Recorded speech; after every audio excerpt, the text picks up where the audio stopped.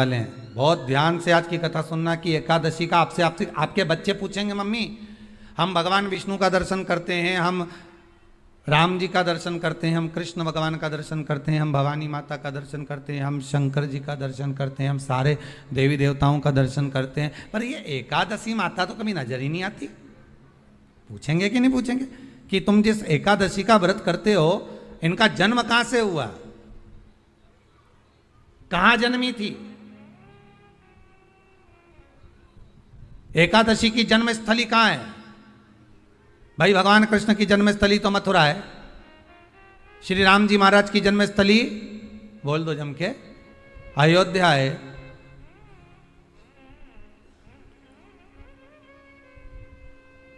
कोई आपसे पूछ ले कि एकादशी की जन्मस्थली कहां है तो आधे लोग तो बाल खुजाने में लग जाएंगे कि एकादशी आखिर पैदा कहां हुई थी, जन्म कहां लिया था, इसका जन्म हुआ कहां था, कहां जन्मी थी ये?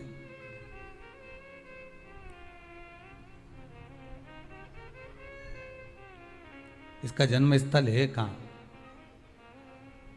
और अगर मान लो जन्म स्थल एकादशी का है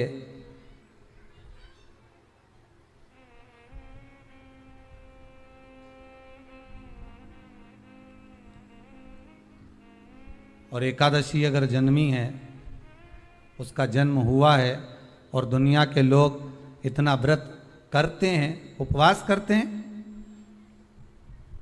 तो फिर इसका जन्म स्थल कहां होगा? तो कहा इसका जो जन्म स्थल है वो बद्रीनाथ। कहां पर है? बद्रीनाथ। और उस बद्री विशाल में भी एक गुफा जिसका नाम है हेमवती। क्या नाम है? हेमवती। उस गुफा में एकादशी का जन्म स्थल है।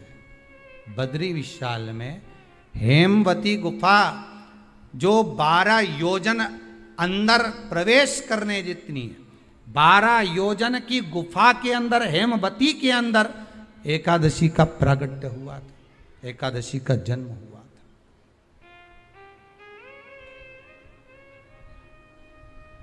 अब तो बता सकते हो ना कि कोई पूछे कि राम जी का जन्म अयोध्या में हुआ, भगवान कृष्ण का जन्म मथुरा में हुआ, और कोई पूछ ले आपका जन्म कहां हुआ था, अपन कह सकते ना सीहोर में हुआ हमारा। और आपसे कोई पूछे कहाँ हुए तो कहीं इंदौर में हुए, कि देवास में हुए, कि भोपाल में हुए, कि मुंबई में हुए, कि पूना में हुए, आपका तो बता दोगे। पर बच्चे आपसे पूछ ले मम्मी तू इतनी एकादशी का व्रत करती है, एकादशी का तू व्रत करती है और सबको करा देती है कि वल्लभ कुल की एकादशी करो, भले बकरी जैसे चरो पर एकादशी करो, और सबको एकादशी कराया, तो कोई पूछ ले कि एकादशी का जन्म कहाँ हुआ था, तो आप कह सकते हो कि बद्री विशाल में, हेमावती में, बद्री विशाल के हेमवती गुफा के अंदर जो 12 योजन की गुफा है, उस गुफा में एकादशी का जन्म हुआ। कब हुआ?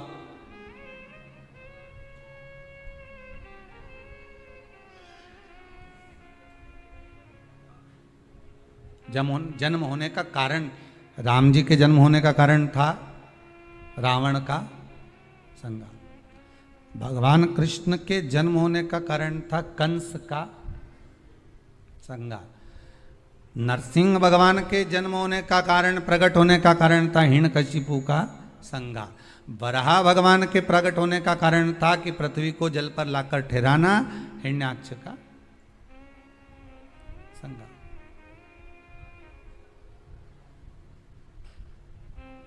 तो फिर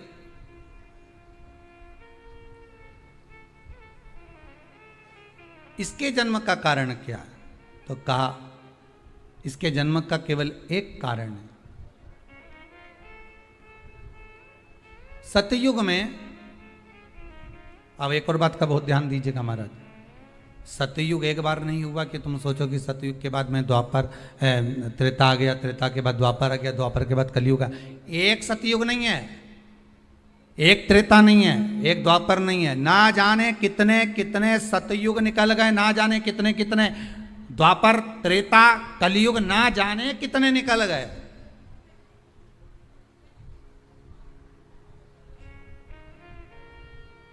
और आप और हम जैसे भी इस पृथ्वी पर ना जाने कितने, अरे जम के तो बोलो, निकल गए। पृथ्वी वहीं की वहीं है, जिस मकान में रहते हो वो मकान भी वहीं की वहीं है।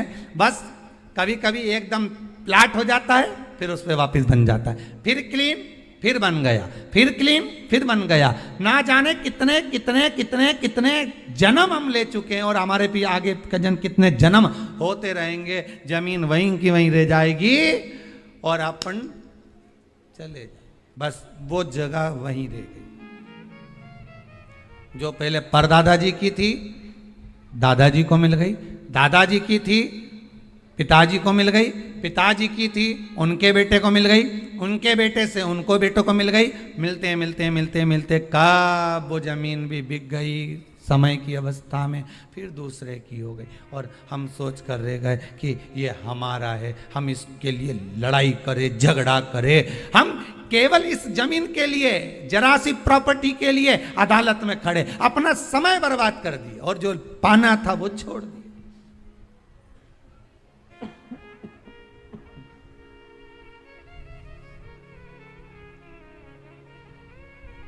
जो पाना था वो छोड़ दिया हमने।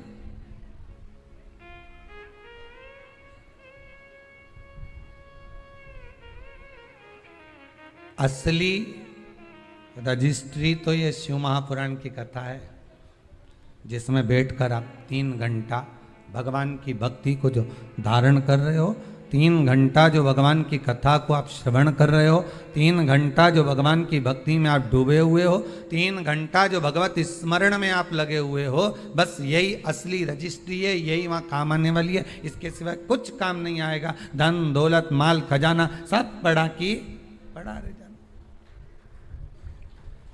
सब धरा की धरा।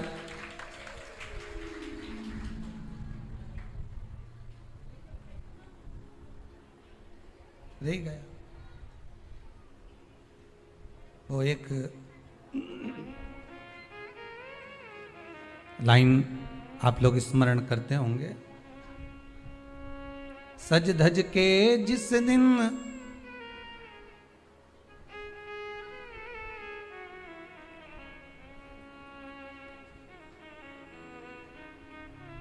सज धज के जिस दिन मौत की शहजादी आएगी, न सोना काम आएगा न चांदी आएगा।